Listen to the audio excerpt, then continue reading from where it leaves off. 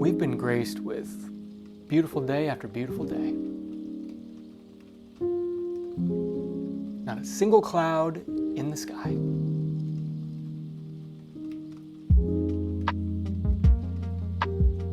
And it's ironic.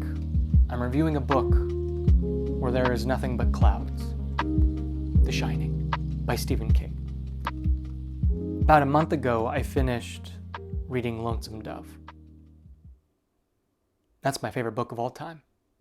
And when you read a book that changes your life, you feel numb after. And I just had no clue what to read next.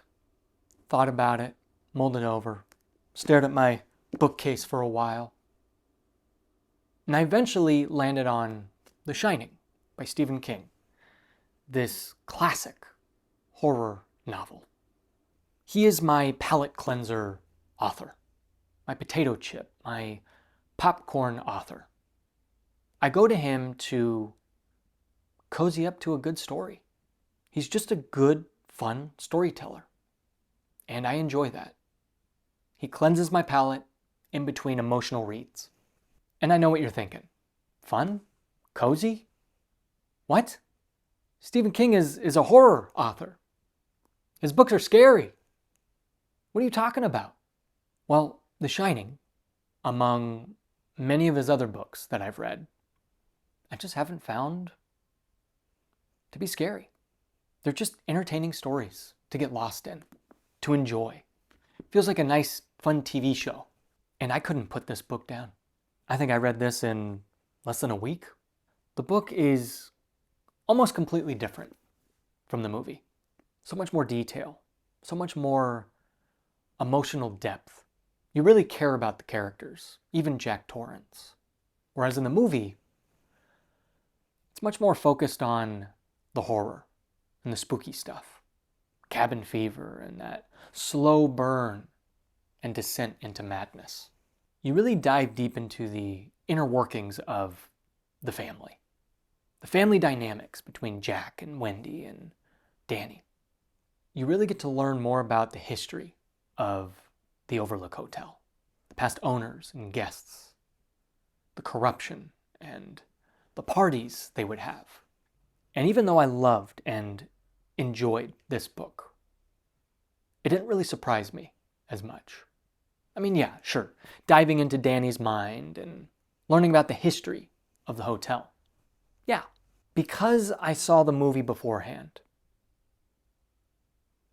I felt some of those surprises didn't pull me in. I felt like I knew what to expect. Or the way Stephen King foreshadows in this book. You just kind of know what's going to happen. And that's not a bad thing. That's okay. Stephen King is not the most ambiguous author.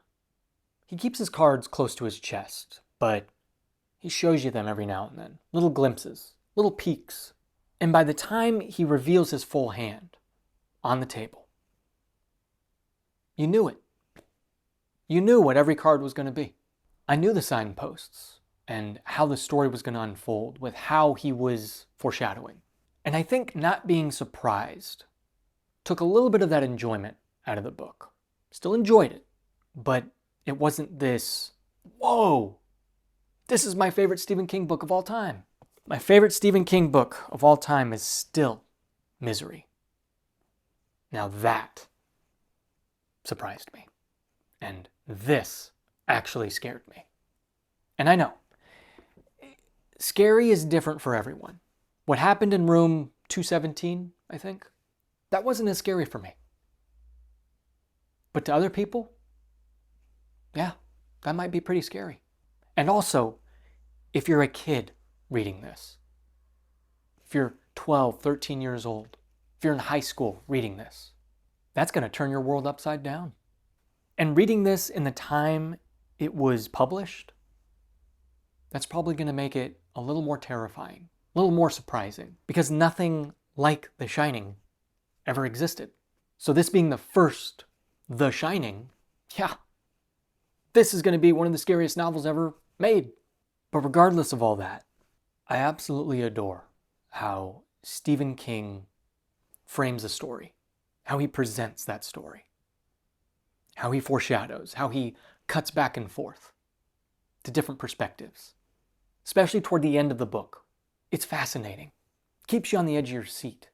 I will say, even though a lot of this wasn't as frightening and shocking, stepping into Danny's mind and his perspectives, those chapters, you put yourself in his shoes, that's going to make what he sees a lot scarier. And he's exploring these corridors of the hotel and peeking in to a couple of these rooms. The visions he sees. It's like, what is going on? What is happening? Knowing that he's 5 years old, it makes what he sees that much more frightening. He's a little kid. He's completely helpless in these situations. Misery captures the feeling of being trapped against your own will, whereas The Shining captures the feeling of living in a nightmare. Not everything makes sense. Things may seem a little random. Feels like you're running in slow motion. You can't really control what you're seeing. It just pops up, whether it's real or not. These long corridors, and they just get longer and longer and longer. That's what the book felt like. And I think King captured that perfectly. I felt like The Shining was one of King's most human books, even though there was a lot of far-fetched aspects of this book. There was a lot grounded in reality too. Like I said earlier, King cuts back and forth to different perspectives. You get to dive into Danny's mind, Wendy's mind, Jack's mind. You get to sit with their thoughts, their worries, their annoyances and doubts and fears. Let's put up a spoiler warning right now, because I'd like to touch upon one aspect of the book that I loved so much. There will be timestamps, so you can skip ahead if you haven't read the book. The parts that really made me feel scared and tense weren't room 217 or the hedge animals, the fire extinguisher. I felt the hedge animals and the fire extinguisher was a little cheesy, little goosebumps. However, what scared me the most was the downfall of this man, Jack Torrance. The troubled past he had with alcoholism and abusing his child, and that strain on their marriage. Wendy's perspective, she was scared and anticipating when Jack would go back to the bottle. You see the depravity of this man, this downfall, ever so slightly, more and more. And by the end of it, it wasn't even really him that fell. I think he actually got over his vices. It was the hotel that grabbed him, that pulled him in, that actually possessed him. It was the hotel attacking Danny and Wendy, not Jack. The real horror was being in Wendy's and Danny's shoes, seeing how Jack would change and react, and that strain that they had on their marriage, the lack of trust, and Danny seeing his own father coming to attack him, and to the point where Danny was saying it was coming, not Jack, not Dad was coming. No, it was coming for them. Maybe Jack just succumbed to the hotel's spirit. Maybe he was too weak. He fell too far down to get back up. And I also loved Halloran. What a character. The conversation they had in the car, how he recognized, hey, you got The Shining. And then how Stephen King cuts back and forth to perspectives. He goes all the way back to Florida. I'm in Halloran's shoes. And then Danny leads Halloran all the way back to the Overlook Hotel. That was suspenseful. Halloran's journey. Speeding and driving and getting on the flight. Getting the snowmobile. Fighting the hedge animals. Just so he could save Danny and Wendy. And that moment when Halloran was purchasing the snowmobile, you got a glimpse of the outside world. The viewing of how other people looked at the hotel. Because that gentleman who was selling Halloran the snowmobile mentioned the hotel's a bad place. And I think one of the biggest surprises to me was Halloran gets Wendy and Danny out of the hotel. They survive the explosion. They're away from it all. And then he's in a shed trying to get something. And he's starting to say some things that you're thinking, Halloran wouldn't say that. What's going on here? These are some violent thoughts. No, that's not Halloran. That's the hotel. That's why I feel it's a little hard to say Jack is the villain, because I felt he was on the up and up. It was the hotel that took control of him, just like it was trying to take control of Halloran. Another big surprise was Danny's humility and selflessness, wishing it was himself eaten by the hotel. Not his father, not his mom, no one, but him. He wanted to sacrifice himself so his family could be safe.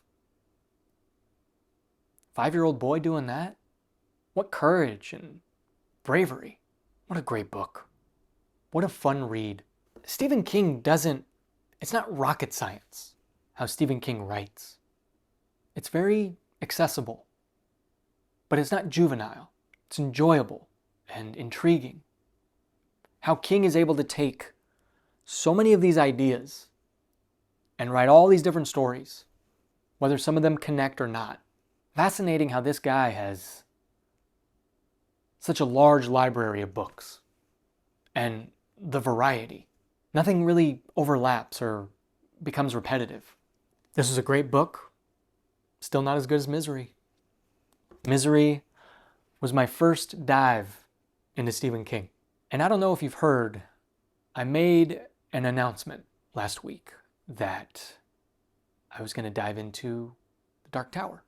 I'm currently reading The Gunslinger for the first time. And wow, what a book.